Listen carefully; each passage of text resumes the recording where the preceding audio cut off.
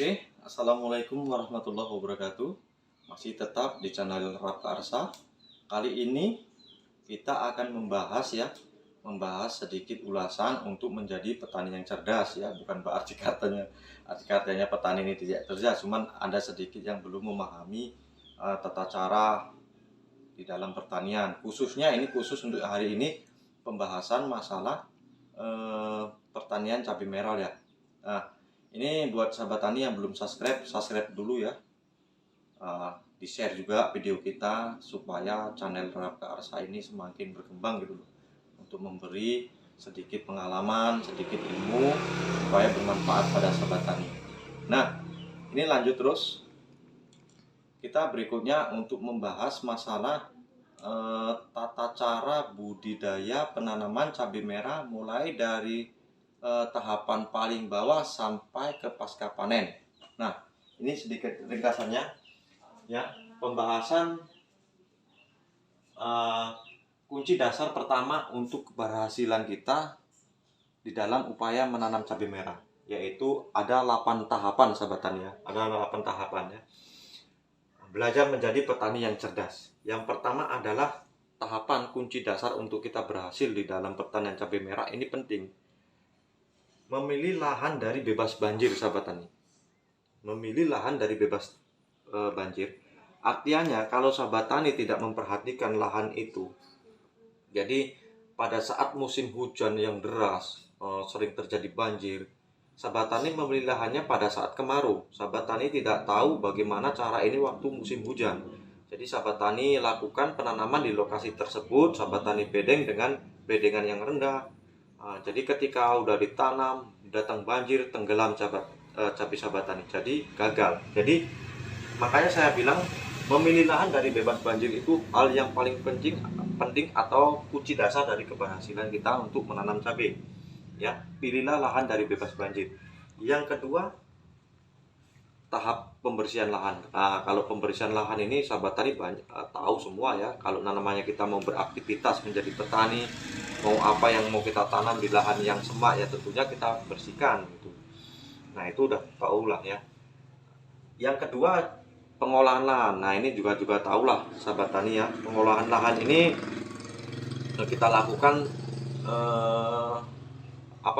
kita lakukan sebagaimana apa yang mau kita tanam. Jadi kalau mau tanam cabai ya kita proses pembuatan bedengan ya, pembuatan bedengan dengan skala ukuran. Ini saya bahas sedikit mengenai skala ukuran ya. Ukuran untuk bedengan cabai nanti sahabat tani ukur ya dengan bedengan ini untuk perlakuan pertama untuk pembuatan bedengan itu sahabat tani ya lakukan jarak dengan 1 meter untuk pembuatan bedengan. Baru untuk jalan itu sahabat tani ukur dengan jarak yang untuk berjalan itu 80 cm. Kenapa kok bedengan 1 meter? Nanti bedengan itu setelah kita buat, nanti kan tahap sebelum pengolahan, diberi mulsa itu nanti kita kepras ya, kita bersihkan. Jadi bedengan itu nanti bisa menjadi 80 cm. Jadi nanti jarak jalan itu 80 cm kita kepras bedengan jadi menjadi 1 meter supaya lebar kita jarak berjalan dan jarak tanamnya sesuai dengan aturan pertanian. Kalau pada musim hujan jarak tanam kita jangan terlalu rapat ya, jarak tanam kita renggangkan sedikit. Nah kalau pada musim kemarau jarak tanam bisa kita rapatkan sedikit, jarak jalan bisa kita rapatkan sedikit. Tapi pada saat musim hujan semuanya kita jarangkan ya supaya tidak terkena jamur ya. Nah ini pada saat pengolahan lahan sahabat tani tahu lah ya. Terus yang selanjutnya adalah pembibitan. Nah pembibitan ini untuk kali di video ini tidak kita bahas karena di video yang kemarin sudah kita bahas mengenai pembibitan ya, pemilihan tanah, pengisian media polybag sudah kita bahas sedikit juga untuk masalah pembibitan. Nah, mungkin sahabat tahu tani kalau pembibitan ini yang mana bisa dicari di Rafka Arsa ya, di segmen pembahasan mengenai pembibitan. Nah selanjutnya adalah pemberian pupuk dasar atau pemilihan pupuk dasar, pupuk apa aja yang tepat untuk nanti kita nanam cabai. Nah, pembelian pupuk dasar ini termasuk meliputi mengenai penaburan dolomit, sahabat tani ya. Penaburan dolomit juga di segmen video kemarin sudah kita liput juga, bisa sahabat cari di situ ya. Yang kedua, pemberian pupuk dasar sudah kita liput juga di situ, bisa sahabat cari nanti di situ. Nah, mungkin untuk selanjutnya ini pembibitan pupuk dasar sudah ada, pemberian pupuk dasar sudah di situ sudah ada.